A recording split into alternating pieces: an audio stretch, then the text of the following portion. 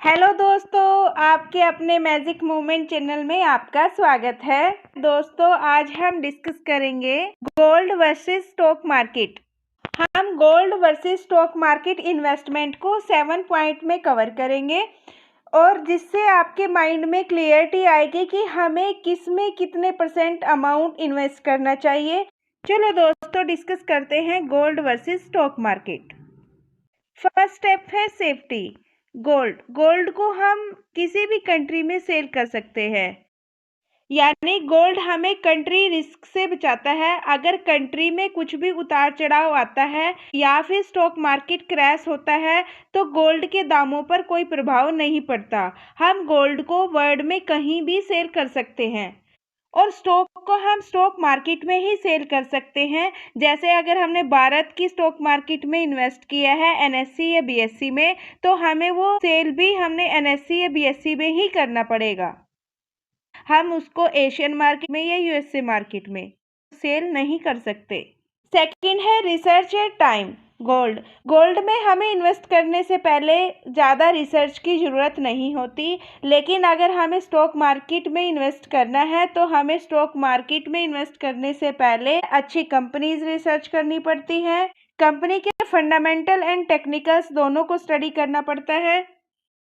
और गोल्ड में इन्वेस्ट करने के बाद गोल्ड को लेकर कोई अपडेट रहने की ज़रूरत नहीं होती, लेकिन स्टॉक मार्केट में इन्वेस्टमेंट करने के बाद हमें अपने स्टॉक की हर न्यूज़ के साथ अपडेट रहना पड़ता है और हमेशा स्टॉक मार्केट में एक्टिव रहना पड़ता है।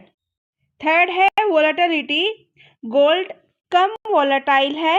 गोल्ड में उतार चढ़ाव कम आते हैं, लेकिन स्टॉक मार्केट में गोल्ड के कंपैरिजन में ज़्यादा उतार चढ़ाव आते हैं। जैसे कोविड के टाइम में सभी कंपनीज का जो बिजनेस है वो डाउन हो चुका था और जो सभी शेयर है वो काफ़ी क्रैश हो चुके थे कि रशिया यूक्रेन की फाइट हुई तो उसमें भी स्टॉक मार्केट क्रैश हुआ था। और अगर कोई अच्छी न्यूज़ आ जाए, जैसे इंडिया की इन्फ्लेशन थोड़ा कम होना अदर कंट्रीज़ के कंपैरिजन में, या फिर किसी कंपनी के अच्छे रिजल्ट्स आना एनुअल या क्वार्टरली, तो अप्स और डाउन ज़्यादा चलता है स्टॉक मार्केट में।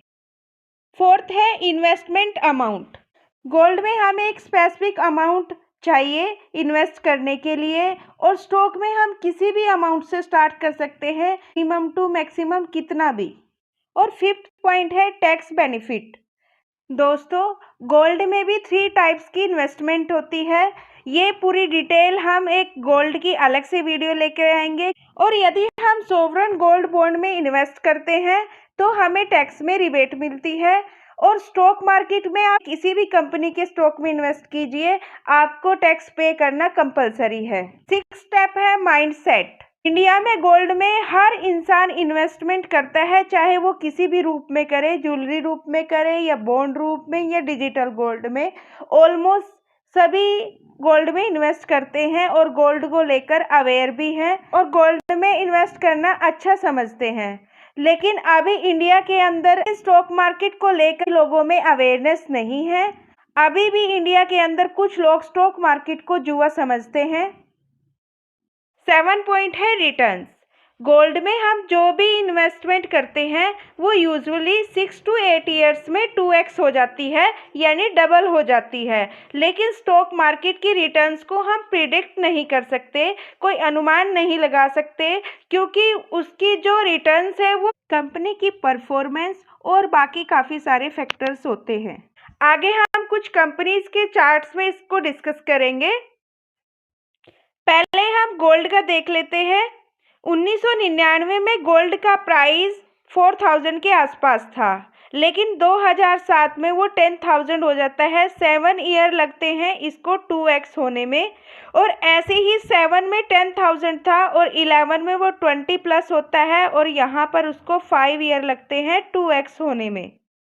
और ऐसे ही 2012 में गोल्ड का प्राइस 31,000 था और 2023 में ये डबल होता है, 60,000 के आसपास आता है। यहाँ पर 11 ईयर्स लग गए इसको 2x होने में। और 2019 में गोल्ड का प्राइस 35,000 था, लेकिन 2024 में ही वो डबल हो जाता है, 2x हो जाता है 5 ईयर्स में ही। ऐसे ही हम स्टॉक मार्केट में कुछ कंपनी के रिटर्न्स देखेंगे। केमिकल सेक्टर की कंपनी दीपक नाइट्रेट को देखते हैं। 2014 में अगर आपने दीपक नाइट्रेट में 20 रुपीज़ इन्वेस्ट किए हैं, आज वो 2311 रुपये हो चुके हैं। दीपक नाइट्रेट ने 20 का 2311 कर दिया, यानी कि 120x रिटर्न दिए, 120 गुना रिटर्न दिया है। और बजाज फाइनेंस की रिटर्न्स, आपने 2014 में 70 रुपीज़ इन्वेस्ट किए, आज वो 7119 रुपये हो चुके हैं। बजाज ने भी 100x 100 गुना रिटर्न दे दिए 2014 से लेकर 2024 तक। एशियन पेंट में भी देख लेते हैं। अगर एशियन पेंट में आपने 2014 में 400 रुपये इन्वेस्ट किए हैं, आज उनकी वैल्यू 2808 रुपये हो गई है।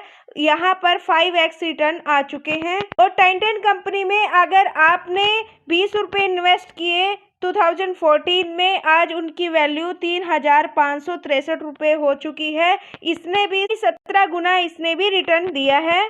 और आईटीसी कंपनी में अगर आपने 2014 में 200 रुपये इन्वेस्ट किए, आज वो 424 रुपये हैं। आईटीसी ने भी अपना 2x रिटर्न दिया है 2014 से लेकर 2024 तक। दोस्तों, मैंने यहाँ पर 3-4 कंपनी इसलिए डिस्कस की क्योंकि उन सब के अलग अलग रिटर्न्स हैं। दोस्तों, मैंने यहाँ हर टाइप की कंपनीज को डिस्कस किया, जो हाई रिटर्न दिया वो भी, मिड रिटर्न दिया वो भी, और लो रिटर्न दिया वो भी। तो दोस्तों, स्टॉक मार्केट में हम किसी भी कंपनी के रिटर्न को प्रिडिक्ट नहीं कर सकते। जैसे हमने पीछे डिस्कस किया, वो कंपनी की परफॉर्मेंस पर डिपेंड करता है। लेकिन गोल्ड की कंपैरिजन में हाई रिटर्न्स मिलते हैं स्टॉक मार्केट में। तो दोस्तों, ये था गोल्ड वर्सेस स्टॉक मार्केट। अभी हम इसका कंक्लूजन डिस्कस करेंगे। Conclusion, gold. अगर आपने गोल्ड में इन्वेस्टमेंट करने का मन बनाया है तो 1 ग्राम गोल्ड की कीमत 7500 रुपये है। तो आपको गोल्ड में इन्वेस्ट करने के लिए कम से कम 7500 रुपये चाहिए। और बात करें अगर स्टॉक्स की, आप कितने भी अमाउंट से अपने इन्वेस्टमेंट स्टार्ट कर सकते हो। 1000, 500, 100 और इवन 10 रुपये से भी आप अपनी इन्वेस्टमेंट जर्नी स्टार्ट कर सकते हो। गोल्ड में इन्वेस्ट करना अच्छा और सेफ माना जाता है, जिसमें रिस्क बहुत कम होता है। और स्टॉक में रिस्क आपके ऊपर डिपेंड करता है कि आप कौन सी मार्केट कैप वाली कंपनी में इन्वेस्ट करते हो। अगर आप लार्ज कैप में इन्वेस्ट करते हो तो आपका रिस्क कम होगा, और अगर मिड कैप या स्मॉल कैप में करते हो तो रिस्क ज़्यादा होगा। गोल्ड में अच्छे रिटर्न्स लेने के लिए हमें लंबे समय तक वेट करना पड़ता है। जैसे हमने अभी डिस्कस किया, गोल्ड के डबल होने के लिए भी एवरेज 6 to 8 ईयर्स का वेट करना पड़ता है। और स्टॉक मार्केट के रिटर्न्स भी आपके ऊपर ही डिपेंड करते हैं, आप किस टाइप की मार्केट कैप वाली कंपनी में इन्वेस्ट करते हैं। अगर आप स्मॉल कैप या मिड कैप में इन्वेस्ट करोगे तो कम समय में आपको ज़्यादा रिटर्न्स मिलेंगे। इवन 1 ईयर में 100 टाइम्स भी आपको रिटर्न मिल सकते हैं। और अगर आप लार्ज कैप कंपनी में इन्वेस्ट करोगे तो 1 ईयर में आपको 20 टाइम्स भी रिटर्न्स मिल सकते हैं। और रिटर्न्स कंपनी की परफॉर्मेंस और बाकी फैक्टर्स के ऊपर भी डिपेंड करता है। दोस्तों, इन्वेस्टमेंट का कितने % स्टेक गोल्ड में इन्वेस्ट करना अच्छा होगा, आप कमेंट्स में ज़रूर बताइए। और अब तक हमारे साथ बने रहने के लिए थैंक यू सो मच। और वीडियो पसंद आए तो please like, share and subscribe कीजिए, बेल आइकन को प्रेस कीजिए। मिलते हैं नेक्स्ट वीडियो में, तब तक के लिए बाय बाय दोस्तों। प्लीज़ भाई लाइक कर दो।